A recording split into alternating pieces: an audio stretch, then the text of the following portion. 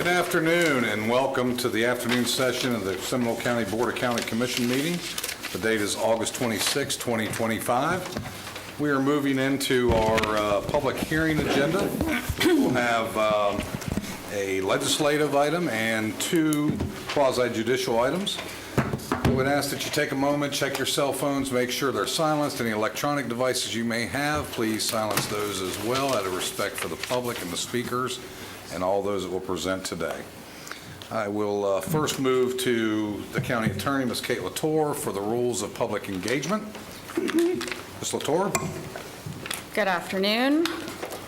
While the board welcomes comments from all persons with an interest in these proceedings, Florida law requires that the board's decision in quasi-judicial actions be supported by competent substantial evidence presented to the board during the hearings on the applications.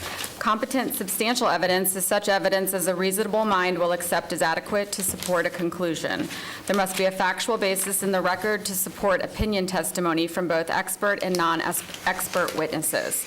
Persons presenting testimony may rely on factual information that they present, information presented by county staff, information the applicant presented, or on factual information included in the county staff report to support their testimony. All persons who present written materials to the board for consideration must ensure that a copy of such materials is provided to the clerk for inclusion in the board's record of the proceedings and the official minutes. Mr. Chairman. Thank you, Ms. Latour. Also, a quick reminder, if you're here to speak on anything that's not on the agenda, we do have open forum at the end of the meeting. If you have something you wish to speak about, there are speaker forms in the lobby. If you would grab one of those, fill that out, and then bring it to the clerk with her hand up right here, Ms. Dominique. She'll make sure she'll get that into the record, and we'll get you up here and ready to speak. First thing I'll do is look for proof of publication. So moved. Second. Motion is second. All those in favor? Aye. Opposed, like sign. Motion carries unanimous.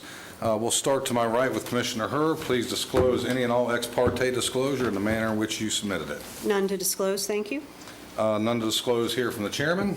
None to be disclosed. None. Also none. Okay, very good. Well, next item is our first public hearing. This is legislative. This is the Seminole County Port Authority budget presentation. Mr. Andrew Van Gale, the Port Authority Administrator, will be here to give us a presentation. And I think, along with the chair, Mr. Collins. Welcome. Good afternoon. Thanks for having us. This will be my 18th presentation to you all from the Port Authority. And I think the chairman's probably 10th? Yeah, so good solid team, and Commissioner Hurst providing a lot of steady leadership and consistency, which we appreciate it. So my name is Andrew Van Gale. With me is Chairman Matthew Quisrell with the Seminole County Port Authority. Today we're here to present the fiscal year 2025-2026 annual budget. The Seminole County Port Authority Board of Directors approved this budget in June, and it recommends approval today to you all. You should have gotten your packages back in July in your budget packages. So before we get into budget numbers for next year, I want to point out a few highlights. They were also mentioned in your budget memo and message. A few things here. The Port's investment policy and strategy continues to increase revenues from participating in local government investment pools to the tune of about $170,000 this current year. We're in our second year of our rental rate adjustment plan to increase rents to market rates based on Seminole County market. Port anticipates increased revenues annually because of this plan, eventually increasing revenues to nearly $1 million a year based on our rental increases. Our 3-acre redevelopment site we've talked about for some time is well underway, with 2 of our buildings currently under construction, modern new warehouse facilities, with the 3rd building and final part of that project going out to bid shortly. The new modern facilities will add about 25,000 square feet of industrial product, and at completion, we're predicting will generate about $350,000 a year in annual revenues additionally for the Port Authority. And we continue to maintain a healthy occupancy rate of about 95% for the year, closing out our books in September. So on to the budget, 2025-2026 fiscal year budget. In summary, the total Port Authority budget is $6,836,223. Our budgeted operational revenue is predicted to be $3,000,000. $6,651. That represents a 19% increase based on a couple factors we talked about: increasing rents, local government investment pools, adding product to the port. Our budgeted operational expenditures are $4,915,354. That's a 26% increase in capital expenditures for operations, leading into the capital improvement plan. Scheduled and budgeted for $2,625,000 in this upcoming year. That's primarily to complete the 1,500 Dogner redevelopment project, add the third building, various paving projects, and some building renovations. So that's on the expense side. And fortunately, as a result of these increased revenue projections, the surplus fund contribution to Seminole County and the taxpayers is budgeted in this budget for $250,000. It's a $100,000 increase from current year, which will bring the total scope of Seminole County Port Authority surplus fund contributions from 2001 to 2026 to $12,730,000 for an average of $509,000 a year for the past 25 years. So we hope we'll keep increasing those, and we look like we're on a good trend line to make that happen. And you have your budget packages, and that we respectfully request adoption of our fiscal year 2026 annual budget. We're here to answer any questions, Chairman and myself. Thank you very much. We'll start at the far end with Commissioner Lockhart. Do you have any inquiries, Commissioner? I do not. Mr. Constantine? Just want to see the check. Commissioner Galari? Thank you, Mr. Chairman. I don't have any direct questions, but I would acquiesce to Commissioner Hurst as she sits on that board, and I'll take her advice on what we should be doing. Commissioner Hurst? We should adopt the budget as presented. I think the team did a really good job over the past couple years of two things. There was a lot of planning that went into effect prior to that, but we are now seeing serious work being done on the buildings getting put up. Still anticipate it to be debt-free. Increase the amount that's coming back to the citizens in this current budget year, and don't underestimate the impact of the assessment that was done on the existing properties and a ramp up to market value for the return to the consumer or to the citizens. We have not had a vacancy rate that jumped as a result of the process that was put in place. We have a few vacancies that are natural, people that went out of business, people that are moving out of the area, and we also have lists of folks that want to come in. So the vacancy rate, from my perspective, is transitional in nature, is how I would put it. When somebody moves out, we have to clean it out, rehab, all of that, especially long-term tenants. So we are in a really good spot to turn things to the positive for our community. And I credit the chairman and the work of the board, and Andrew. Well, I was just going to say something, if you don't mind, to Commissioner Hurst. The vacancies, you're right, they're transitional. 30 days would be Yep. really strange to have a vacancy out there. And to point on to, originally the port was set up as an incubator program, which we know is not what we do anymore. And so we've taken some strategies away from what we used to do to what we are now. You'll see some numbers in there that are, before you ask the question, I just wanted to bring it up. You'll see increases in there of 19% revenue and 26%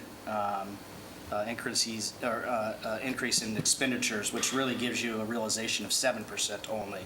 So as far as we've come up in raising rent, 26%, that's a lot to these people. We were still well under, so now that we've got this market rate, you'll start seeing a little bit more revenue coming in. So, Mr. Chairman, I do have a Right. question. Commissioner Lockhart? So are all of your tenants paying in the same schedule, or do you have some tenants that pay at a different rate? They're not all the same schedule. They're in a range. Some of the longtime tenants that are on a escalation plan had been artificially lower rates just for the time they've been there. New tenants that come in today are going to pay straight market rate, so it's a factor of when the tenant came in. If they come in today, they're going to pay $14, $15 a square foot, and that's kind of your industry average. And some people had come in at $7, $8 a square foot 5 years ago, and we're bringing them over a 5-year, 4-year period. Yes. So is that the rate adjustment that The is rate being escalation plan. contemplated? Yeah, so I would answer your question differently, just reading more into the question. They are all on the existing tenants, meaning at the time, they were there at the time that we did the assessment and are escalating it according to the same schedule and the same process for hardship, et cetera. New tenants are coming in at market rate, which gives us the advantage of leverage to help older tenants realize that the market rate is sellable and that they need to escalate accordingly. Okay. So it's working well. And is there a nonprofit rate? The only nonprofit we have really is the Seminole County Business Incubator with Seminole State College, and they're at a nice favorable rate for partners. Yeah, Yeah. so let me put my other hat on. When can we expect to see an increase as the college? As soon as possible. Yeah, they're increasing. Did you hear me, Andrew? As soon as possible. Tomorrow. Commissioner Constantine said it the best, show me the check, right? So Yeah. the thing is unfortunately, they're not on a year-to-year lease, so we can't just go in there and Yep. raise them right away. So they're on, was it a 5-year or 10-year was the last lease? Yeah, I think they're on a 5-year. We have to wait for that to come up to negotiation to bring them up. We can't just go in, so. So I would speak to you not as a county commissioner, but as a Seminole State College trustee. If Yes. you envision those rates going up, please let us know that that's your plan Yeah. so that we can plan accordingly. This Don't budget just- is $4.13 a square foot, which is really low. So we're. I understand, but you budget based on what you pay, not based on market rate. Sure. So if you're going to be increasing them, Yeah. please be gracious enough to let the What would you college think know. the standard timeline to tell you guys in advance would be? 24 months? That would be very reasonable. Thank you. Okay. I think what I just heard there, it's going up. Yes, well, that's what I was going to kind of nicely get to, and then I just, Sure. No, we agree. I mean, you're saying you're doing it, so just we need to know when we need to cut the check. And the incubator is full. I mean, I know. it's been many years Yeah. since they've been filled, so they're doing a great job. Yeah, as we've well. relocated a couple of employees Yeah. because there's no space for them there now, so. Anyway, thank you very much Sure. for letting me serve a dual purpose. Sure. Well, I want to say thank you very much. Thank you to Commissioner Herr following up on my serving at Scopa when the first discussion of getting the market rate began to grow legs and finally getting to the point. My actual question is, and I realize you may not be able to answer this directly, but at that time, we were talking about, we were doing the capital improvements, Sure. without taking bonds, without taking, it was all coming out of revenue that was generated, so you weren't. Still true today. Good. So my question is, that's going back 5 years ago now, when I had last served on that board, I think it was 4 years ago. There was a lot of discussion that there would not be that much coming back to the taxpayers for several years. When do you believe, if you've done any long-term planning, coming now to market rate with your rents, when are we going to start to see those larger checks coming back to the taxpayer? Do you think that's going to be a couple more years, Yeah. 3 years? I mean, there were some years, as you stated, the average was $500,000 since Right. 2012. There's going to reach an equilibrium where, we add more product, we still need to, reinvest in the port. That we're going to find some, I think, happy medium, but just by example, what I mentioned earlier, by adding another $100,000 this year, because of the increased revenues, I could see us, mimicking that for the next 4 or 5 years. And, Okay. I don't know where it's going to get to, where the equilibrium is at $500,000, 700. The $1 million probably will be, several years out. Okay. But I think it's trending upwards. And it's a factor of the board and the budget committee, and then, Sure. so.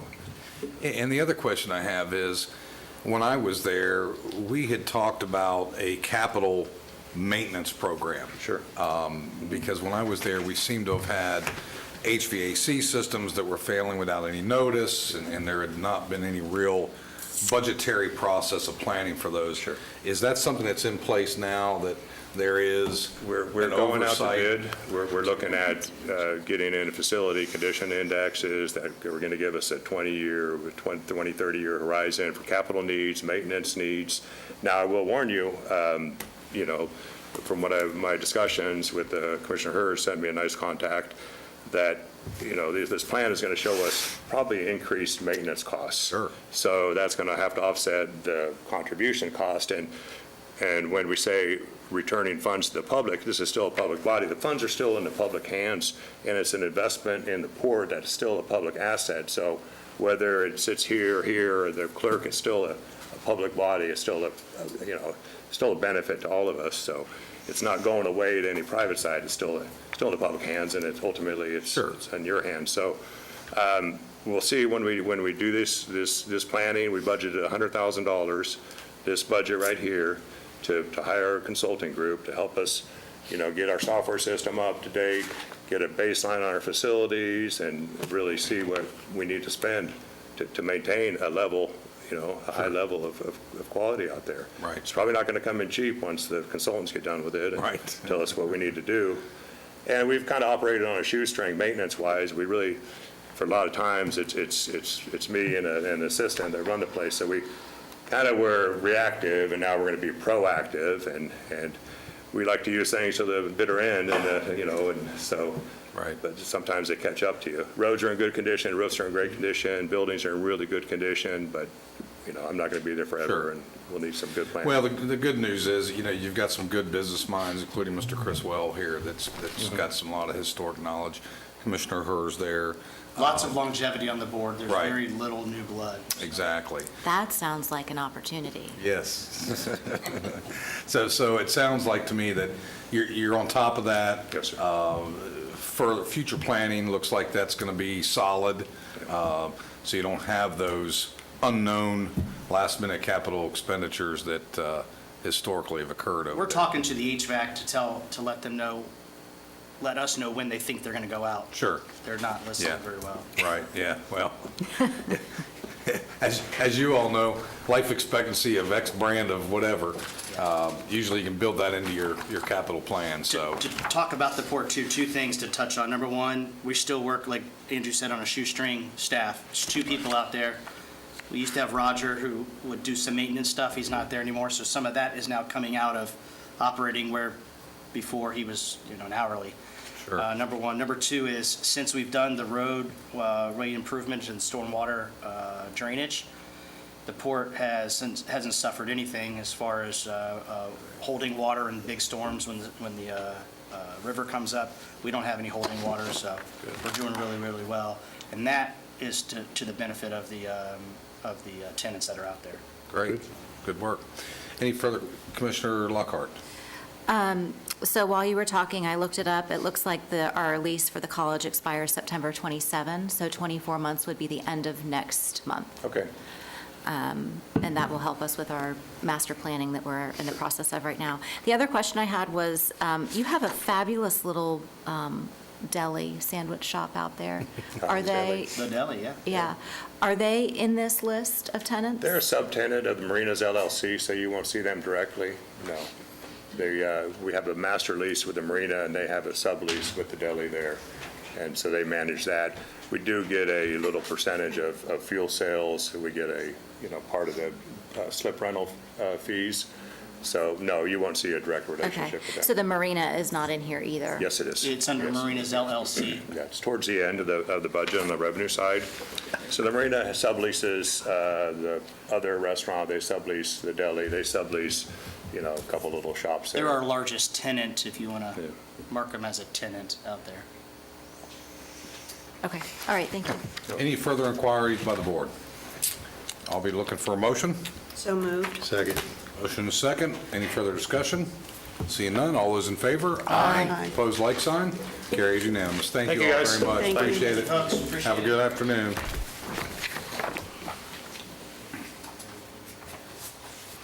Okay, next item up is item number 23, Shallowford Street partial right-of-way vacate. This will be presented by Ms. Caitlin Apgar. We will hear from staff, The applicant, if they are present, will be invited to make a statement. We will then invite any public comments from the public. Then we will give the applicant rebuttal time if they so need such, and then we will go and move to board action. Ms. Apgar? Good afternoon. Caitlin Apgar, Planning and Development Services. The applicant, Brian Clark, has petitioned Seminole County to vacate and abandon a portion of undeveloped right-of-way known as Shallowford Street in the San Lando Springs replat of Tract 57 subdivision.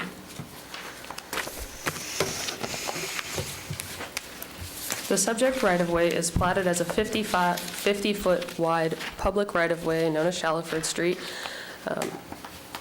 and is part of the San Lando Springs replat of Tract 57 as recorded in 1954.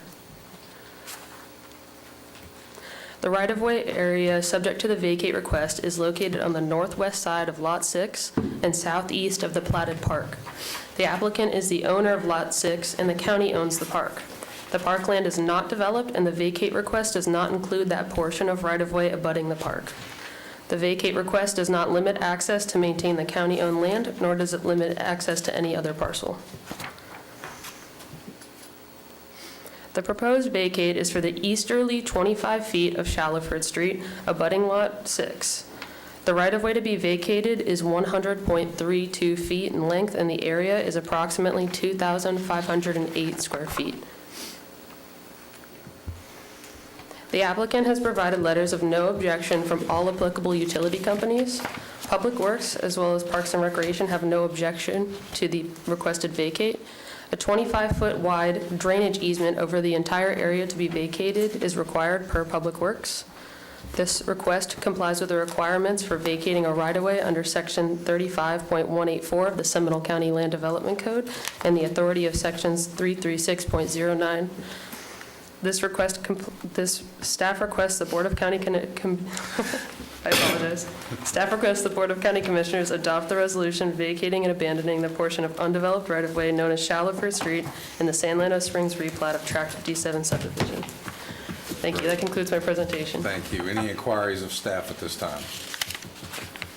Seeing none, is Mr. Clark here and wish to make any statements? You wish to make any statements to the board, sir? Okay, great. Anybody here from the public? No, sir. Okay, we'll close public comment and we will go to board action. This is Commissioner Constantine's district. Commissioner? Well, I was just going to tell Mr. Clark that he probably should get up here and have a rousing speech to ensure that he gets this, because I have many, many doubts. And with that, I will move the Board of County Commissioners adopt a resolution vacating and abandoning the portion of undeveloped right-of-way known as Shallowford Street in the San Lando Springs replat of Tract 57 subdivision as recorded in the plat, Book 9, page 49 of the Public Records of Seminole County. Second. Motion is second. Any further discussion? All those in favor? Aye. Opposed, like sign? That was cruel. Carries unanimously. Just kidding, Mr. Clark. Have Mr. a wonderful Clark, day. It's always better when everything's closed not to try to speak. Thank you very much for being here. Next item up is item 24. This is 6657 Sylvan Woods Drive. Consider approval of a 3,372 square foot boat dock house on the west side of Sylvan Woods Drive. Ms. Hamill will be presenting. Ms. Hamill? Kathy Hamill, Development Service. This is a request for a boat dock at 6657 Sylvan Woods Drive. The property is located in the glades of Sylvan Lake. The 3,372 square foot boat dock requires the approval of the Board of County Commissioners since it exceeds 1,000 square feet. The property is located on Lake Sylvan, which is 188 acres. It is considered to be a shallow lake with a mean depth of 7 feet and a maximum depth of 16 feet. Due to the depth of Lake Sylvan, the walkway and platform extend 680 feet from the upland shoreline into the lake. This is what explains that the majority of the square footage is the walkway, which transverses from the upland shoreline into the lake, into the platform. The walkway is 4 feet wide, and it consists of 75% of the total square footage. The remaining 664 square feet is the platform with the boat dock, with the stairs and the deck.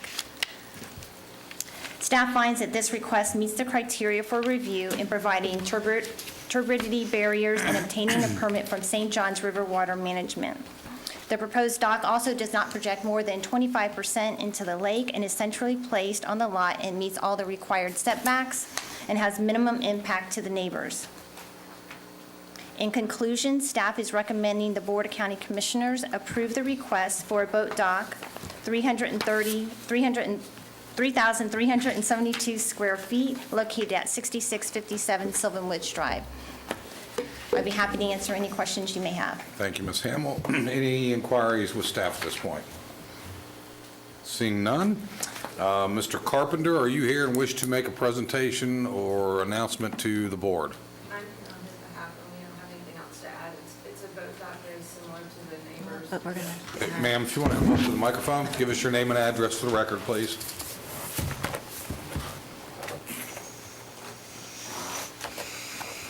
My name is Paula Bemis. I'm here on behalf of Michael Carpenter and Docks of Orlando, 6657 Sylvan Woods. We're just asking for a boat dock very similar to the adjacent neighbor's boat dock. Again, it's just got a very long walkway. The terminal platform and activity deck is small compared to the length of walkway required. Okay. Very good. Thank you. All righty. Is there anyone here from the public to speak on this matter? No, sir. Seeing none, we'll close public input and move to board action. This is Commissioner Hur's district. Commissioner? Yes, Commissioners, I move that we approve the request for a 3,372 square foot boat dock house on the west side of Sylvan Woods Drive, approximately 3108 feet east of Orange Boulevard, more particularly known as 6657 Sylvan Woods Drive. Second. Motion is second. Any further discussion? Seeing none, all those in favor? Aye. Opposed, like sign? Seeing none, carries unanimous. Thank you all very much. Thank you. Enjoy your afternoon. Okay, we will move to the county attorney's report. Ms. Latour? Commissioners, I have no report today. Really? She's very excited about that. She's really happy about that. She is, look at her. That's a pretty good thing when your attorney has no report, right? Isn't that a sign of like everything's pretty good? Everything's perfect. Perfect. We've Even been better. told that before. Right. All right, county manager's report. Well, I am not going to let you off. I have a report. I just wanted to let the board know, well, you already know, Chairman and I talked many times last week, and the board knows as well, that I received a phone call and a letter from our district secretary from the Florida Department of Transportation. He had let me know that we have around 15 pathways or sidewalks, really pathways or trail crossings that were not in compliant with the updated Florida Department of Transportation manual, and that we had until September the 4th to get into compliance. They're non-compliant based on their updated manual. That is next Thursday. After speaking with all of you last week, I went ahead and had our crews, our staff, go ahead and start putting those crosswalks and trails into compliance. And what that is the board knows, but for the public, it's our green painted crosswalks and trails. We did it to identify, safety concerns for bikers, walkers, that sort of thing. We all know what's happening around Central Florida and through the state. So I believe this is just an attempt to make sure we're all in compliant with their new standards. But just to let you know that we are keeping track of the costs that it is taking to put these in compliance. And by the way, all of these, I believe, if not most of them, were permitted by DOT. So this is something that we went through the state, because a lot of them are besides state right-of-ways and roads and that sort of thing as well. So all of them have been approved by DOT, but they're not in compliant now with the new updated manuals that they have. So I just wanted to report to the board that we've got probably a dozen of them completed already. We are starting to get feedback from the public of why, and a lot of them liked it, of course, for safety reasons. This is not something that the county is doing. This is something that we're required to do by the state. The state has indicated that there is an appeal process if we want to go through, but that's up to the board if you want to go through it. But since we had such a short turnaround timeframe that I had authorized staff to actually go out and get them into compliance with the new state law that's in place now. So I just wanted to update the board on that. But again, I am keeping track of the costs, so I will ensure that all of your offices know what it is taking for us to bring everything into this new direction that the state has taken. Mr. Chairman? Thank you. I just want to make sure that the public understands this. The county did follow the permitting Yes. standards through the Florida Department of Transportation. They approved what was built, which is the green crossings. And now they've come back and updated their manual, which is forcing us to now go back in and change those with no grandfather clause, regardless of their approval previously, et cetera, et cetera. I'm glad you're keeping track of the finances. That seems to be quite the conversation in Tallahassee and frankly around the entire state, is the usefulness of taxpayers' dollars being expended upon such things. I personally find it, without a grandfather clause in, to be very concerning to me that they would approve such and then turn right around with a new standard that falls on the taxpayers here locally without any funding coming or any grandfathered in issue. That's very concerning. But also concerning to me is I travel a great deal around the state on state roads, and there are green markings and green paint utilized for bicycle paths, pedestrian paths, and so forth on state roads all over the state. So I'm not sure how our crosswalks with the green hashing is any different than the green paint. And from my observation or visual observation of the color green we were using in the crosswalks, appears to be identical to what the state's using in other parts on their state roads. I'm not sure where this is headed and where it's ending up, but I think we owe it to our taxpayers to have a clear, especially during this budget season, clear understanding this is yet another cost that's falling on our taxpayers, that we just spent money following the state's protocol, that we're turning right around and spending more taxpayers' dollars to reverse that. So that would be great to keep us updated on that. And yes, I will definitely do it. And by the way, one thing I failed to mention, that if the letter states that if we do not comply, that the state will do it for us at our cost, and they will withhold state funds. Sure. That's due to us. So Right, yeah. that's the other. That's what I That's the call, other that's what I call the gun to the head Yeah. letter. Right. Mr. Chairman, I have a question. Do it, or we're going to do it for you and send you the bill. Commissioner Dwyer. Thank you.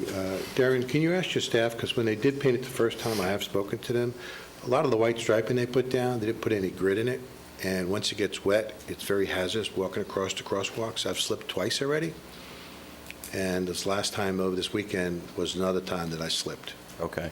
I'll follow up on that with our staff. Yeah, that can't be good for bicyclists or motorcyclists either. I stay out of the crosswalks when it rains. Any other inquiries or discussion for the county manager on that item? I do think we need the answer to the question, though. I believe that originally the concept was that the markings would all be the same, so that the driver would recognize that there's pedestrians in play. This was part of the Project Zero, all of the stuff, all of the things. And so if we are converting ours back to pre-Project Zero, then I would assume that the state is converting theirs back as well, so I, as a driver, know what I'm looking for. And so we probably do need further information on that. I can't imagine that's not the case, but I would love to understand the timeline, et cetera, so that we can actually speak intelligently to the citizens when they're beating us about the head over this, which I would too if I were out there and didn't understand it. The appeal process is lengthy and expensive, and quite honestly, we expect that our cost to do this would be at least known, and more than likely less than, because we're doing this with staff. In-house, yes. We're doing it in-house, and now we'll put, I don't know, crunchy stuff in the white paint, which should be also low cost. But to leave it up to the state to do it and to accept whatever bill they send us puts us in a more precarious situation. So this is the best decision that we can make based on the situation as it exists today. Commissioner Lockhart. I feel like we're on a pendulum that's swinging. And I took the opportunity this morning as I was coming across the bridge on State Road 46 to pull over and take a couple of pictures of the state's newly painted green pathway. And I texted them to Secretary Tyler this morning and said, you know, please help me understand the state's position on the color green. Is this, do you all intend to be covering this as well? And graciously, he responded and quickly put me in touch with a member of our staff who I guess that has talked about this with them, and I hope that I am not misrepresenting what was said, but I'm sure I will find out very quickly if I am. The sides of the roads, the state perceives with their new code as being exempt. It is the crossings of roads that qualify, is what was explained to me by Mr. Slott today at the lunch break. So that is their interpretation of their new code, that those trails along the sides of the roads are not the same as a crossing. To making sure that doubling down, tripling down, quadrupling down on the comments that have already been made, I want to understand, does the state believe that the green coloring and the differentiation is in fact a safety mechanism or not? Because there were study after study after study that was done to encourage us to do this, to spend Seminole County taxpayer money to do this, because it was in fact a safety enhancement. So aside from the rhetoric and the change of the code, do we believe that that green is a safety enhancement or not? I would like to know what studies or what new data they have come across that has now made that to not be a safety enhancement. Because if that was the reason we did it, and now we're painting over it, surely there must be some data that says that it is, that maybe all of that was incorrect, and now we don't believe it's for safety purposes. I think that's something that, you know, this is one item in a long list of things that we in local government and our taxpayers are being burdened with because of whatever philosophies are changing at the state level or the federal level. And look, I'm happy to own the things that we own. Like when we mess up, we had a situation with one of these trails. Actually, it was in Commissioner Zembauer's district, and one of his constituents sent an email to all of us, and I responded, and she very rightly pointed out that we did not time well a repaving. And I said, you know what, you're right. We can do better. We should have timed that paving project better so that we didn't have to repaint that. And so I immediately sent her an email this week, and I said, I know you of all people are going to see these trail crossings are going to be painted over black. I want you to know that we were right to point it out before when it was a waste of taxpayer money, and I'm going to point it back out to you now. Yes, this is a waste of taxpayer money. So when it's our fault, we need to own it, but when it's somebody else's burden that we're bearing, I have no problem pointing that out either. And we're into the ridiculous now. Anyone else? Seeing none. Anything else, sir? No, sir. Thank you. All right, we will move on to District Commissioner reports. Commissioner Lockhart. All right. So let's go ahead and keep talking about our partnership with the state and Sunrail. I am going to ask Lori Bailey Brown if she'd be willing to, First, we're going to talk, Lori, come on down. But first, we are going to talk about a really cool thing that the state has done. We did not pay for this in Seminole County or Central Florida. The state of Florida has paid for this. If you could go ahead and, this is Celebrating America's 250.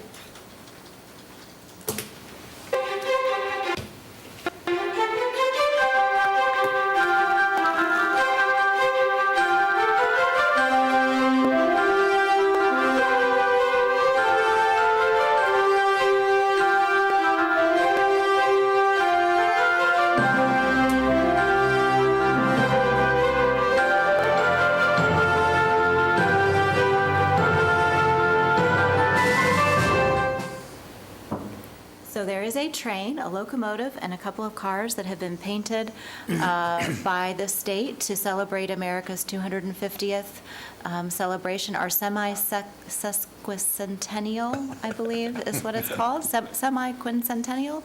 And so that's going to be a fun train to see rolling up and down the tracks here in Central Florida.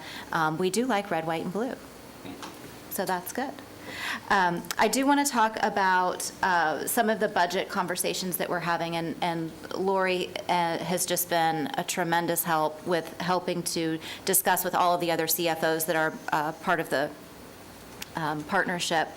I brought to you back in March or April, I believe, it was in April, the Sunrail budget, which was going to be tentatively adopted, and this board voted to approve that tentative adoption. So we went back. We also said that we were going to be proposing an amendment to the budget for $250,000 of insurance funds. So Lori's going to give us an update on where we are, where things stand.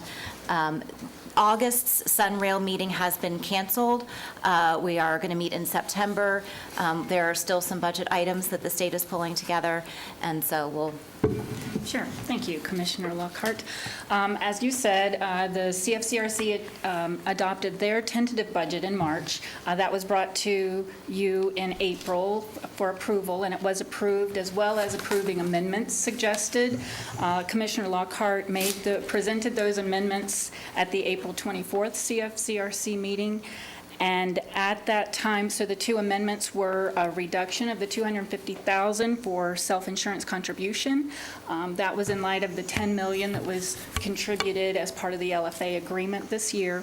And also that DOT look at their schedules and see if there was any savings from the current year budget that could be applied to next year's budget.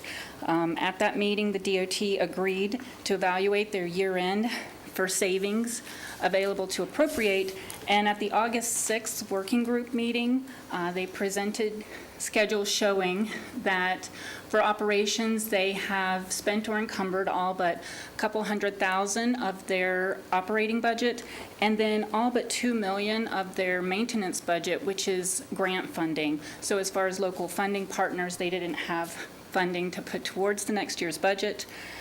Where we stand now is so we have the tentative budget adopted by the CFCRC. Kaplan Kirsch is working through adoption of the final budget. If and we expect that amendment of the $250,000 would be a reduction, that would reduce Seminole County's proportionate share, which was $11.5 million. It will reduce that by about $43,000. And then we're meeting on Friday. The CFOs are meeting with the representative from DOT to talk about some of the maintenance schedules and tying budget to actuals to their budget. Thank you. I have a question. Wasn't part of that some inquiry about sovereign immunity levels on the insurance side? And what was did we get an answer on that? I don't know about the sovereign immunity part, but the short answer is we cannot identify, DOT cannot identify why the additional $250,000 was put into the budget for additional insurance, because the $10 million that Lori referenced was for that self-insurance fund. Right. So it looked like a good number maybe to plug in a cell. So we're still tracking it, waiting for some answers, or we're giving up? For right now, we've been told that that entire $10 million has been untouched. It has not been tapped to be used for payouts for any types of accidents. Right. And it is earning interest. Yes.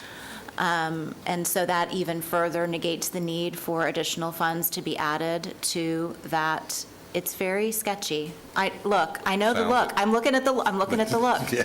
And maybe I shouldn't use the word sketchy. That probably was inappropriate. But Lori, cover that up for me. What would you call it? Well, I would just say at this juncture, because when it was brought into question, the $250,000, in light of the $10 million that the local funding partners set in the escrow account for self-insured retention, the question came about why would we need to contribute additional $250 each year. We're still working with DOT to understand the nature of insurance claims. What she said. And we'll ultimately bring the risk managers back together with their questions. I know they got to, at the turn of the calendar year, bring some questions up, but so far this year, the focus has been on the budget. Let me finish this line of questioning here. It almost seems to me that the 10 million is excess coverage in the event whatever insurance we have wouldn't cover it. Is that discussion been had? Why it even exists?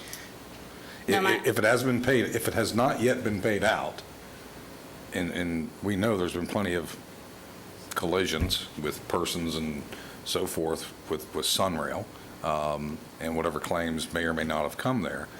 But I think what I'm hearing is it's remained there and never been touched. It's never been utilized for any payout or any reason. Is that correct?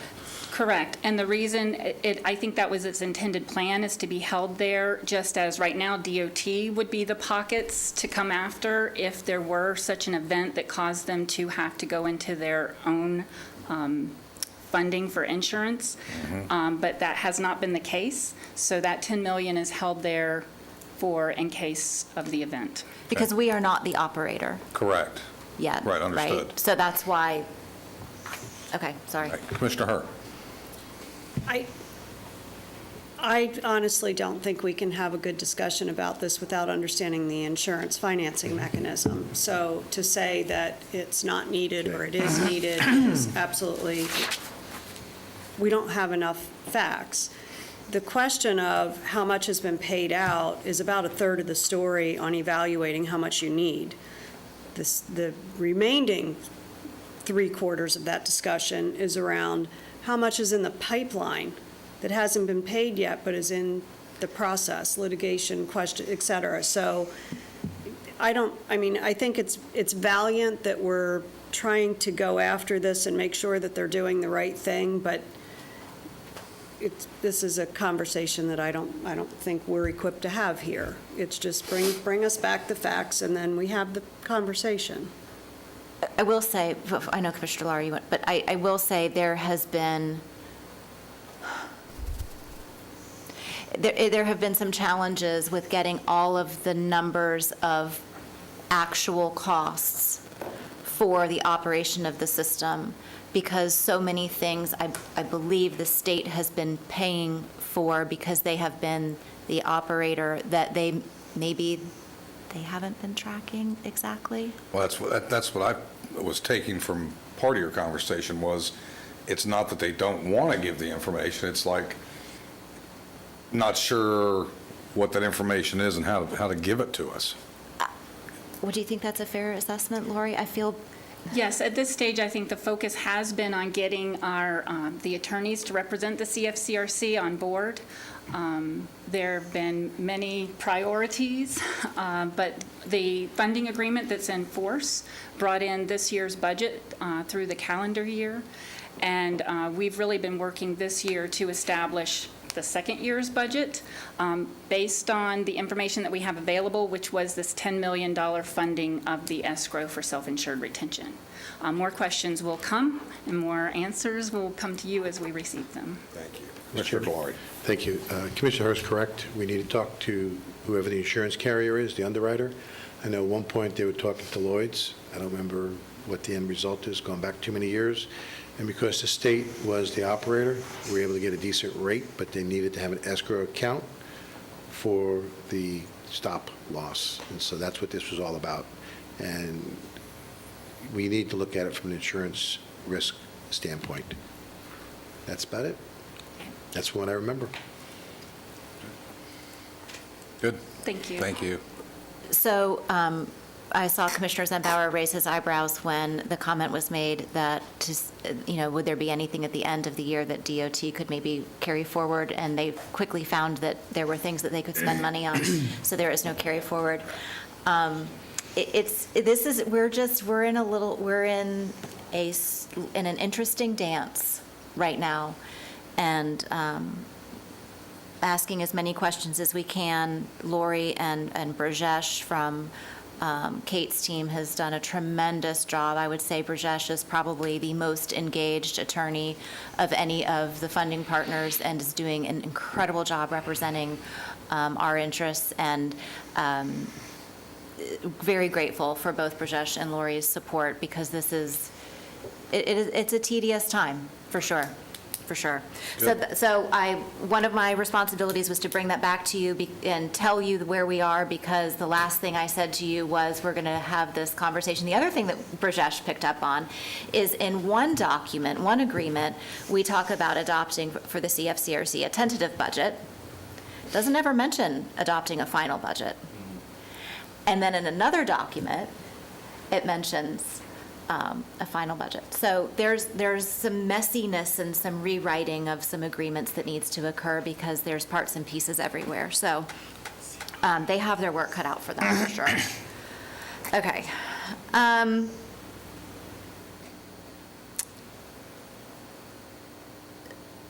Medical Examiner Commission meeting. You got all the fun ones. I do. So we discussed the budget at the last Medical Examiner Commission meeting, and I'm going to thank Christian Swenson for joining me at these meetings in Wildwood, because you kind of need to have a battle buddy for sure, and sometimes it's really helpful to have another set of ears and someone who understands the history to be able to, in the car on the way home. Yep, it happened. Yep, it did. Okay. So a couple of things I want to bring to your attention for the purposes of budgeting. The fiscal year 25-26 proposed budget was voted on and adopted with a caveat that I made the motion with the caveat that they would come back, and after they had reevaluated the proportionate cost sharing, particularly of vehicles. We had an original agreement when we entered into this group with them that we purchased some vehicles and we prepaid some items, and we pay directly for transport. But in this budget, there's additional vehicles and there's transport costs, and they could not show us with math that we were not being charged that part of that cost share. So the young man from Marion County, who also I think has kind of inherited this project, he just said, well, I was just told how to split it. Like no direction was given to him that there might be some things that Seminole County wouldn't be participating in the cost share of. So we're going to go back and look at that. I believe they're supposed to be looking at it, and we're supposed to double check and make sure that we think that the cost allocation is correct. It could be modified. One of the interesting things about this budget is that of course, as you all know, this medical examiner is an outsource to a company and a doctor who runs this for the commission. And there is an escalator that just automatically is a dollar amount, a percentage that gets increased. And within that increase, there are a variety of things, and it kind of gets allocated to different items. It's not terribly transparent. I did ask for that to be emailed to me so I could get a better idea of what was included in that escalator. I will forward any and all of this to any of you who are interested. There is also just something to keep on our radar as we look at setting up our own ME in the future, whether it's with Lake County or not. The things that I think Christian and I are learning these are things that we want to emulate, and also these are some things that we may not want to emulate through this process. There are a variety of different types of grants that are out there, and one of the grants is called a FIG grant, F-I-G-G, and it's a reimbursable grant. And one of the items on our agenda this last month was to approve the submittal for the reimbursement for these grants. And so I noticed that in the agreement that the expiration date had passed for the submittal of the cost for reimbursement, which is kind of sad. And And so one of the other commissioners rightly asked, well, the funds that were expended to do this work, like, are we now going to have to pay for that because we missed the deadline to apply for the reimbursement? And the response was, well, no, there were no costs incurred, which I immediately went, red flag. How can you be applying for reimbursement if you didn't incur any costs? So there are just things like that that occur that are very troublesome and concerning to me, sitting on that board, that are concerning to me for us, being a member of this district. Thank you. So I just, I'm not attempting to embarrass anyone, but I just want you all to know and I've left multiple things unsaid that are concerning, and if the faster we can move along on our plans, the better, for sure. Well, thank you very much for that, medical examiners. I know it was troubling that I removed myself and appointed you, but I think you've done a good job. I frankly had had enough, and I think it was valuable for one of our other commissioners to experience what I had experienced and what our staff had observed taking place. I think you're absolutely right on all points. We've got to find a way to move forward ourselves, either with or without Lake County, and the sooner we're able to make that decision, the better. I would agree and concur. Yeah. All I would say is hang in there and hold the line. Yeah. I will bring back to the board as soon as possible if we have found that there may have been some calculation errors that, because they are still requesting that we make Marion whole. That is the phrase that continues to be used for the costs for the facility that they are talking about building in Summerfield, that now maybe they aren't building in Summerfield. Today is Women's Equality Day. It's also National Dog Day. I don't know how those two wound up being on the same day, other than I love my dogs. And some days I feel equal to one. Some days, absolutely. Oh, come on. So today is the day that the 19th Amendment was ratified in 1920. So congratulations to all of those who went before us, both men and women, who worked so hard to make sure that women had the right to vote. And certainly we couldn't have achieved that without a bunch of men who had the authority at the time to vote for it. Yes, exactly. So this is a team sport for sure, and it's just a great day to celebrate in America's history. One more thing, if I could. Sure.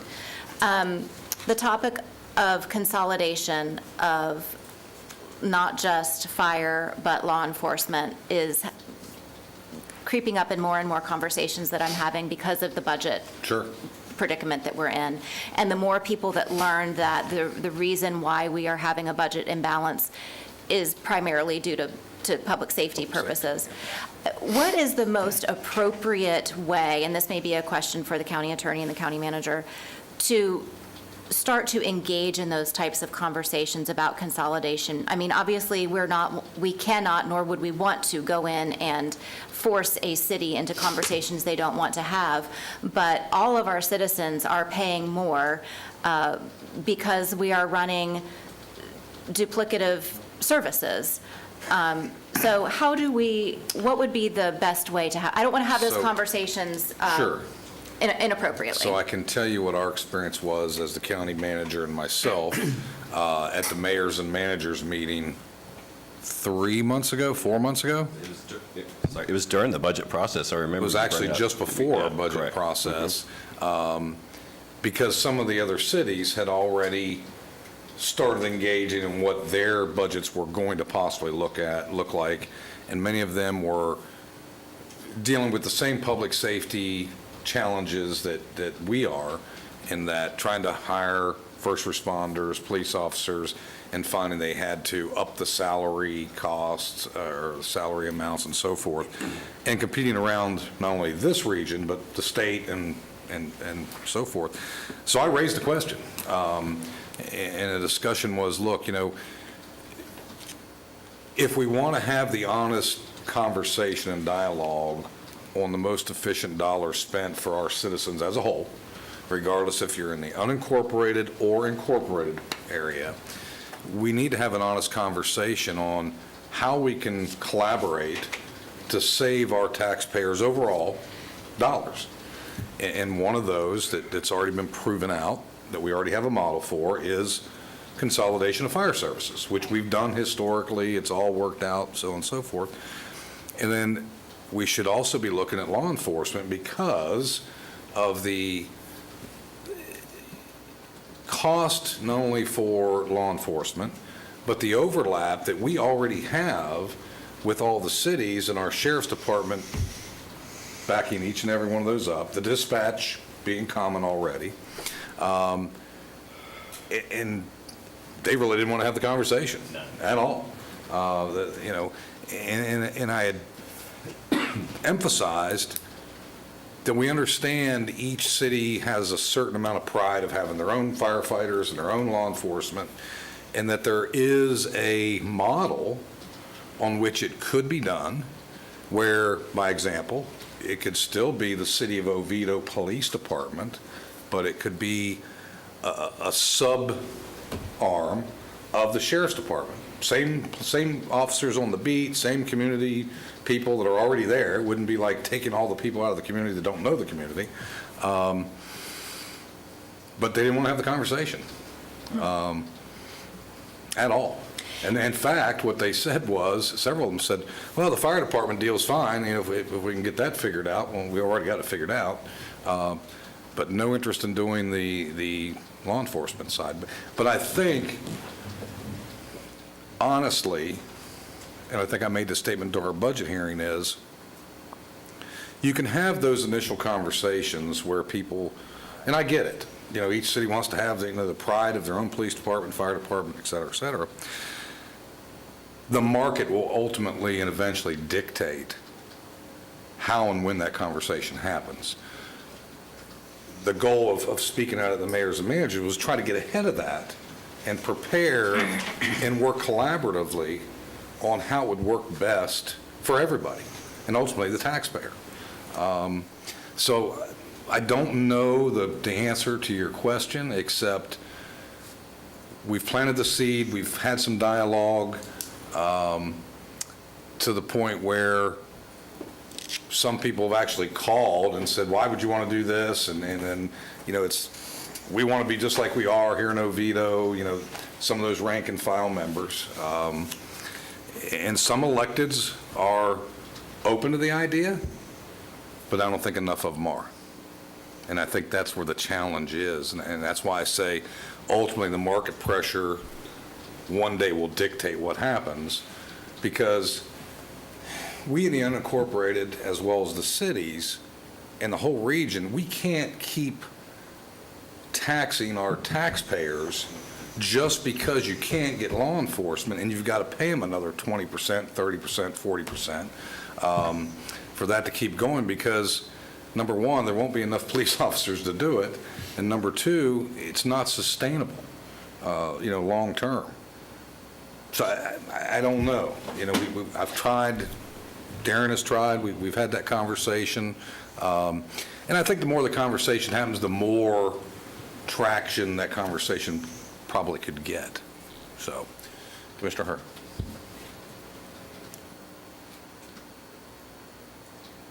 I'm just going to tell you that I think the more we have this conversation from the dais to these cities, the worse that they're going to recoil. This has to be a ground-up maneuver. There has to be the need at the local level. We always say, let local government run local government. Well, we're now the big guy. It has to be the city's idea, ideally, God bless America, it should be the citizens' idea to their elected officials at the local level to say, should we be considering this? At which point, I think our message to all the cities and the citizens that live in the cities is, we're here ready and able to attempt to consolidate anything that needs to be consolidated at the point that they are ready. Anything before that is is just spinning wheels. Yeah, I think that's where we left it. I mean, we've, Well, and I think that was why I asked the question the way that I did, is how do we get those conversations going? I think there are commissioners, now granted, mayors and managers, those are mayors. Some of them are elected mayors, some of them are rotating mayors. Yep. Some of them don't even attend the meetings because of their work schedules. Then you've got managers, some are more engaged than others. It's a big project. And I don't know that citizens even know that that's an opportunity for them necessarily to consolidate. A lot of people have come from other places in the country where, you always have your city police department, and maybe consolidation isn't something that they would even ever consider. I guess throwing it out there as, hey, this is an option, and we have done it so successfully with fire. I just wanted to see if there was anything statutorily, or if there was any reason why, if I was to have a conversation with another commissioner from a city saying, hey, this is something that's an opportunity that we may want to talk about, what do you think? I just want to, I don't think you can even start the conversation until someone's willing to say the word and be brave enough to say that this is an option and we can be talking about it, and it would save our citizens a gajillion dollars over time. I didn't know if anybody had had any other experience or conversations, and so if there's no objection, I'll continue to have small private conversations with commissioners from cities as appropriate. Can we prove what we've saved through former consolidations? Do we have that data? Yes, you Yes, we can, do. Sure. not gazillions. on fire. Over years. I don't know what over that years. word is, but we always have problems with linguistics up here sometimes. The fact of the matter is that, Commissioner Herr, you're correct. This whole started back in the early 90s when Altamont Springs proposed it to the county. County didn't propose it, Altamont Springs did. There was clear records as to the potential savings initially and ongoing. And each time we have done this, whether it be with Winter Springs or Castleberry, those same savings were put on the board. And Lee, Winter Springs came to the county to do it, as well as Castleberry came to the county. Right. That's The what county did not go to them. Very good, that's what I was going Just wanted to make to finish. sure. No, you're absolutely right, and that's what I'm saying. So the cities do recognize, I think, that there is potential savings. I've had cities come to me recently also. It's them getting the initial, okay, let's at least look at it. And usually they get pushback from their own citizens who are concerned about, and I used to say this all the time, the biggest concern about the fire department is they won't have a fire chief with a hat. Okay, and with the chief, with the police department, it's oh my God, we're not going to have a police chief. So it's almost like, hey, here it is. We're willing to talk. It's got to be that your department is equal to our department, or we're not going to do it. But we're willing to talk and let them come to us. And that's pretty much been what the conversation has been, but what you're really talking about is market-driven discussion, and that's ultimately what happens. And like Commissioner Lockhart, I've had many elected officials ask and inquire about it, and we've had that dialogue. In fact, we have one right now that's asking for actual raw numbers of what it would look like of assuming a certain division of the city's commitment to public safety, and how would it be calculated? And I think that's good conversation. At the end of the day, if it doesn't make sense for both parties, you don't go there. If it doesn't make sense for the citizens, taxpayers, you ultimately don't go there. But I think ultimately, if we're going to have that kind of conversation about saving our taxpayers' dollars, it's going to happen sooner or later. So. Okay, thank you. Commissioner Herr. That's it. This is going to be really disappointing after all that. A huge shout out to our team for the unexpected 8/14/25 evening activities that made a road in my district, International Parkway, it's the west side of International Parkway, look like a beach. There was a water line break. We were out there instantaneously. Chris Patton was out knocking on business doors to make sure they knew. It was amazing work. It was repaired hours before our committed time to do it, and the team was working really well and efficiently, and I was doing my best not to get in the way. So it was just I did go door to door. At one point, Chris Patton did lose me, though, in the dark in a shopping center. What actually caused the issue? One of our utilities companies that's not to be named hit a line. I just want to make sure that whoever it is. Well, there's a pays for the debate fix. over mapping, so I don't think it's fair for us to point fingers. So wanted we to told make- them where to dig, they dug, they hit a line. Well, we need to be fair about that. Okay. So that was really good. So on the lines of really good behavior, we had a little gaffe this morning up here on the dais, and that is that we had a proclamation that we had guests in the audience that thought they were going to get a picture with us, and they didn't. It was on the consent agenda, and we are delivering the proclamations out to them. I have an extended apology to them, and I have let them know that if they want to come back and get a picture with us still, they may not, that we would make that opportunity available to them. And that is the Runway to Hope. It was the proclamation proclaiming September 2025 of Pediatric Cancer Awareness Month and September 10th, Runway to Hope Day. And so they do great work in our community. We are eternally grateful for all of the nonprofits in our community, and that was just an opportunity that we just didn't see it. We own it. And that concludes my report. Okay. Commissioner Glory. Thank you, Mr. Chairman. Two quick things. One is past Saturday, the 16th, was at the City of Lake Mary, their All-Star Celebration for the ladies softball. They did a phenomenal job, and I want to thank the City of Lake Mary for really hosting them and allowing us to be there. They did a phenomenal job. Those ladies are amazing. And I was also at the Altamont Springs Watch Party. I'm going to leave that to Commissioner Constantine. That's Are you done? End of my report. Commissioner Constantine. Well, a couple of things. I was very proud to be part of the watch party on August 16th for the Altamont Springs 12 and under All-Stars that won the Cal Ripken U.S. Championship. It's back-to-back. Wow, that's awesome.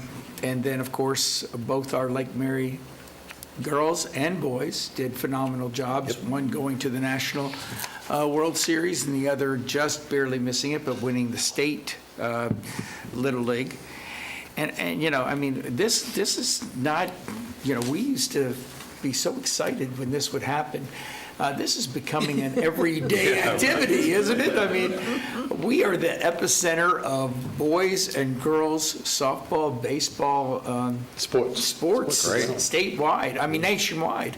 And I do believe that we need to do something for the back-to-back national champions and certainly, at the very least, the young ladies from Lake Mary, because they made it. I think they came in 5th in the nation, and the first time in 25 years or something. And they were so excited, just like the Altamont folks were. So, again, this is becoming a yearly activity, but it's one that I would rather.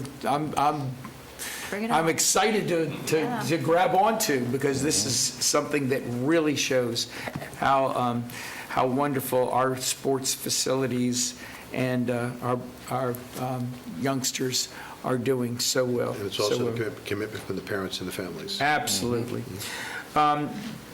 I did have the occasion to speak at the Lake Mary Event Center for the State of Real Estate in Seminole County. Thank you, Commissioner Lockhart, for sending me a text congratulating me on I've that. heard very good feedback. It was interesting and fun, and there was like over 200 folks that were there, so it was really well represented. On the 28th, as many of you already know, the League of Women Voters are having a Hot Topics at Embassy Suites on the budget. Initially, our clerk was going to speak, was going to be the only speaker, but now they have asked me also, so I will be there on the 28th, I think, while many of you will be at the Chamber Business Awards. So I'm sorry I'm going to miss that, but I will be at the other one representing.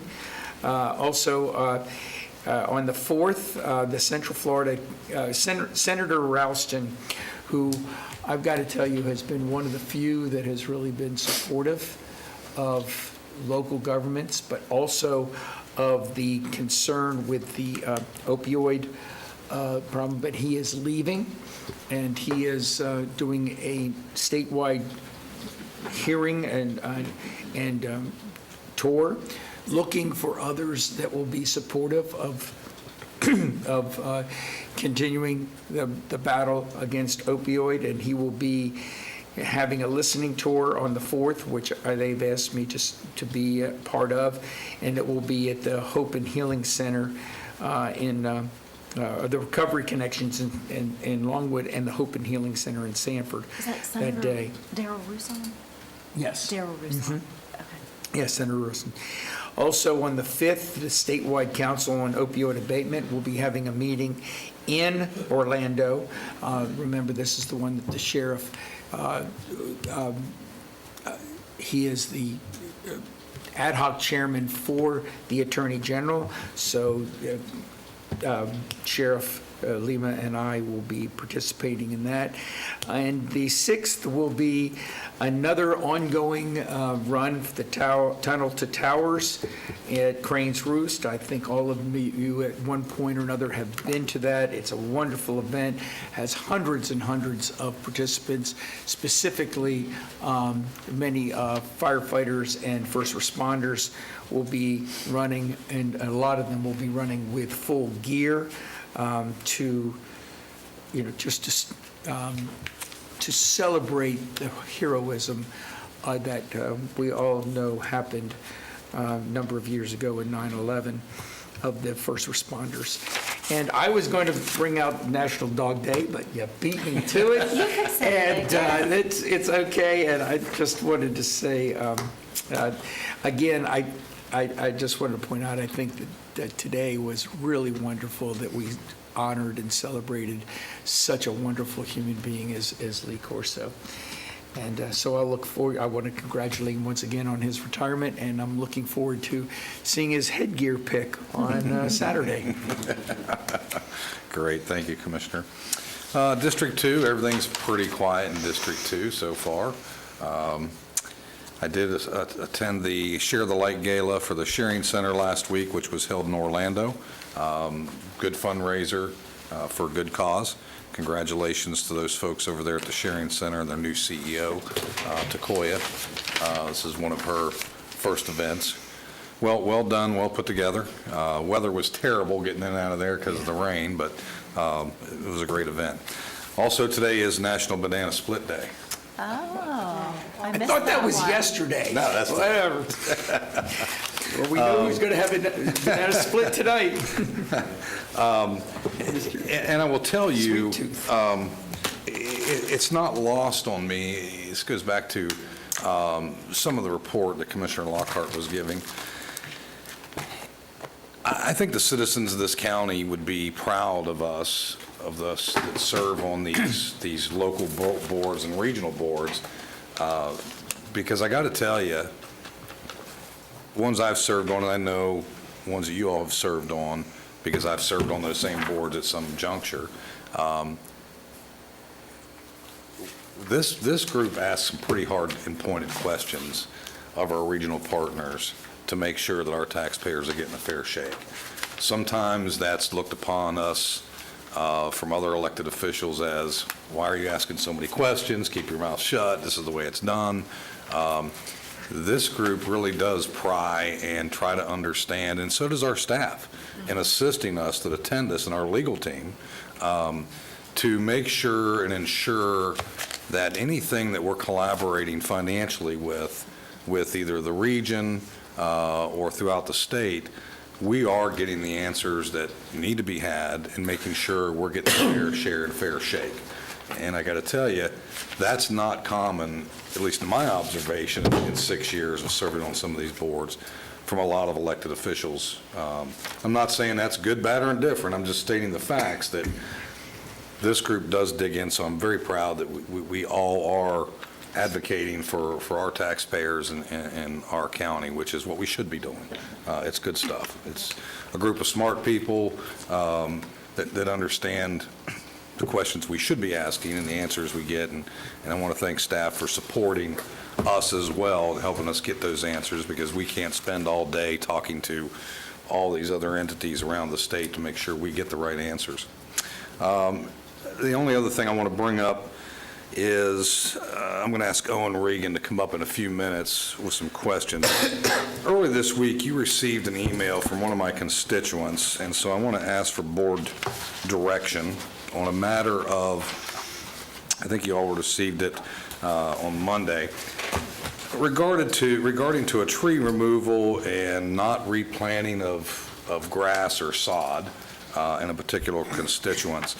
So I just want to give you a little background here and what staff has brought to me and helped me understand. So apparently we don't have a code and never have had a code that indicates or requires if a tree is removed from the right-of-way that the county owns, that we are to go replant sod or replant a tree, et cetera, et cetera. So that's the first problem.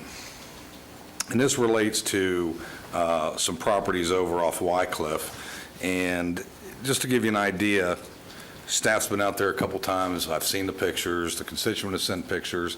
The constituent's concern is, well, if you remove the tree and you grind the stump, you just leave it looking ugly in the right-of-way, why wouldn't you plant sod and, plant grass or do something to make it look appropriate? And staff has said we've never done it, there's no method to fund it, et cetera, et cetera.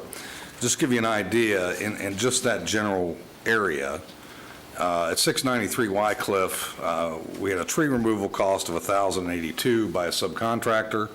Stump grinding was $207, so the taxpayer spent $1,289 to remove the tree and do stump grinding. At 685 Wycliffe Place, tree removal and stump grinding for a total of $2,184.15. 808 Wind Willow Circle, tree removal and stump grinding in the county right-of-way, $1,289. And then last year at 697 Wycliffe Place, a tree had been removed the previous year, and we did some stump grinding to the tune of $318.55. Total in 2025 has been $5,080. In addition, there was another trimming done through the subdivision to a cost of $3,473.28. I've asked our staff, is there not a tree fund or some other fund that this money could come from? And what I'm told is the county's position has and always been is if we're doing construction, like putting piping in the right-of-way, or if we're tearing up the roadway or sidewalks and we're impacting it, that we do have a method to replant the sod, et cetera, et cetera. So my question is, after I ask Mr. Reagan to come up and possibly give us some additional information, do we want to adopt a policy or direct staff that when we cut a tree and grind the stump in a right-of-way, county right-of-way, within a homeowners association or area, should we be planting sod or should we plant grass? Or, pardon me? Perennial peanut. Yeah, right. And I've also done further investigation, and the contractor who handles the cutting of the trees or removal of the tree and the stump grinding is under no obligation except to put the ground back as close as it possibly can be after a grinding of a stump and removal of a tree, and no requirement to plant sod or grass, et cetera, et cetera. staff gave me some pretty hefty numbers that if we wanted to move forward and require, when we go back out to bid, for these individuals to plant grass or do something else landscapable, that they believe the cost would be at anywhere from $300,000 to $500,000 annually additional to take care of those extra services to our taxpayers. So Owen, if you would be so kind to fill in any of those gaps for me, so the board understands what we're dealing with. And I'll pass this, if you didn't get the email or didn't pay attention to the email, I'll show you the pictures of that residence and right-of-way. Owen Regan, Road Stormwater Manager. Please, go ahead.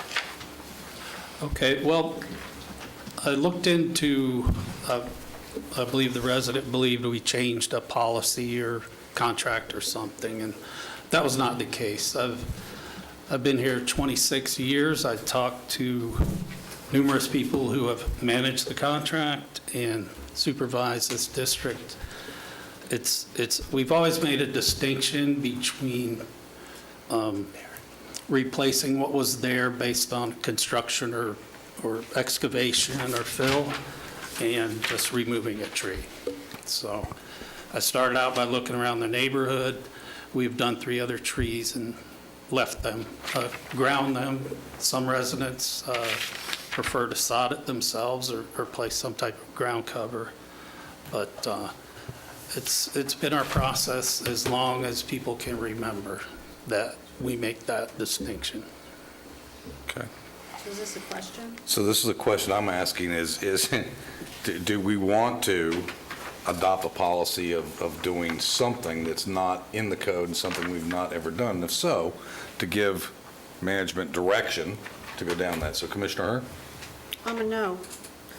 We've never done it. This isn't a detriment to the community. We spent $1,200 taking down the tree plus the whatever to stump grind. It's roughly a $1,400 advantage to the property owner that's already happened at the county expense. And quite frankly, I don't think we can get in the business of picking sod for people. It's never going to be the sod they want. I mean, I don't know names of grass. I don't want the yellow grass and my green grass mixed up with the blue grass that my husband picked specifically in my yard. I know it would upset him. Sure. I hope he's not watching. That does not apply to your husband in your situation. Yeah, well, For the I record. mean, I just don't think we want to be in this business, and I think we have a terrible situation with the budget. We are asked staff to cut every single corner that we can, and that's got to be consistent at this dais. Our time to say no is not at the point that the money is needed, it's the point that when we're spending it. So I'm a hard no. Okay. Commissioner Lockhart. So I'm going to say what she said, but I'm also going to ask, from a complexity perspective, you mentioned that this would be for HOA communities. And Not necessarily, so this one happens to be in a HOA community. okay, I thought, in your tee-up, I thought No. I heard HOA, that this would be specific to HOAs. When, in this situation, it's a sidewalk, right-of-way curbed with grass, and then who's responsible for maintaining that grass section now in this particular neighborhood? Is it the HOA? Is it the neighbors, the homeowner? Residential area, we don't maintain the grass. No, but do we Right. know, like in this situation where we took the tree out, it's in the right-of-way. We wouldn't have taken it out if it wasn't in our On right-of-way, the road right? side of the sidewalk. Right, the Homeowners road. associations typically do not, I can speak to this, typically do not maintain the right-of-way in front of a home. They maintain the HOA right-of-ways, but not the right-of-way in front of a Okay, home. I don't live in an Common. HOA and my neighborhood doesn't have sidewalks, so I don't know. I have no point of comparison. Okay, so it's not like the homeowner could say to the HOA, we need you to do this. Okay. Usually the homeowner has to maintain that Yes. right away. Okay. And I'll verify that, but that's where I was just asked Kate, I said, in my experience, it's always been that the homeowner is Okay. required to take All right, care of that. Including listen, cleaning the sidewalk. Including removing the tree. Including maybe removing the tree, well, I don't know about removing the tree. Yeah, I don't know, because is it our responsibility to maintain the sidewalk? So if somebody trips and falls on that sidewalk, it's ours, right. we're the one that's going to have Morgan & Morgan calling us. So it probably is incumbent upon us to go ahead and take the tree out if it's lifting the sidewalk up. Is that right? No? Yes. No, I was just telling you, unless it's a gated community, so that's a whole nother story. Private road, it's a That's whole nother, another story. Right. there's no flat answer. Okay, And that so I shouldn't think be that makes county it right-of-way. even exceedingly more complicated of how, when, and where, and look, in a perfect world, if we had money we didn't know what to do with, maybe it's a service we'd want to provide, but no, I'm a no. Anyone Commissioner, else? remember when you said last meeting about, it was something else that we were talking about? Right. And we're opening a can of, Worms? we're doing the same thing. Right. I'm a no. Commissioner? I'm in the same area because now you're going to have to water it to make sure that it's all living and it's just. So let me throw a caveat in there. No caveats. So, and I inquired with staff with this, because I do have a core belief that, notwithstanding this issue, but we have a tree fund. If we're taking a tree out, unless it's a tree that's clumped in with a whole bunch of trees that really are just don't mean anything, but if it's in a right-of-way in a community, which is not a private community, why wouldn't we use our tree fund just to go out and plant a tree where the tree had been removed? I'm not saying, Because in 30 years, the next county commission is going to be grinding that stump out, because it's going to be doing the same thing. Right. Probably shouldn't have had trees there, right, got it. is my opinion. Look, is this individual in a place where they need someone to come out and plant the sod? Because I'll load up the back of my car with some sod of their choice at Lowe's or Home Depot, and I'll go lay it. Let's make it a work. And I'll let Let's make it a work day. Let's make it a work day for the board. I'll come out. If this isn't, listen, if this is an elderly person, or they're a widow, or, they Sure. are income constrained, I'd be more than happy to go out if this is Sure. if this is a single situation where we want to show some compassion for someone, but I don't want to open up the can of worms either, but that's a genuine offer, like. Well, we have Thank you. departments that do that too. And I'd be the same way, and happy, so if we want to have a board work So that may session, not be the situation in this case. Sod laying. Okay. we'll learn how to do sod. Okay, I wanted to make sure that got brought up and had a discussion so that staff understands if the board wanted to make a change, we'd make a change and tell senior management what we should do or not do, and it sounds like we've got direction. We have no interest in changing the existing county stance. Got it. So, outside of that, Thank you, Owen. You're welcome. yes, we appreciate it very much, and thank your staff. I know they've been dealing with this and fielded many phone calls and did a lot of research and. We did a lot of research. I just want to make sure we're consistent and fair. Sure. No, understood. No, thank you very much. Labor Day is right around the corner. I hope that everybody has a good and safe holiday, and wishing everybody a happy Labor Day. And so I hope your fruits of your labor are fruitful and you get a lot of things done. With that said, that's the end of my report. We're going to move to non-agenda items. Do we have, Ms. Dominic, anyone here to speak on non-agenda items? If so, please call them up and indicate what they're here to speak about, please. Each of them will have 3 minutes to speak. One speaker, Mr. Chairman, John Stewart. Okay. Mr. Stewart, if you'd come forward.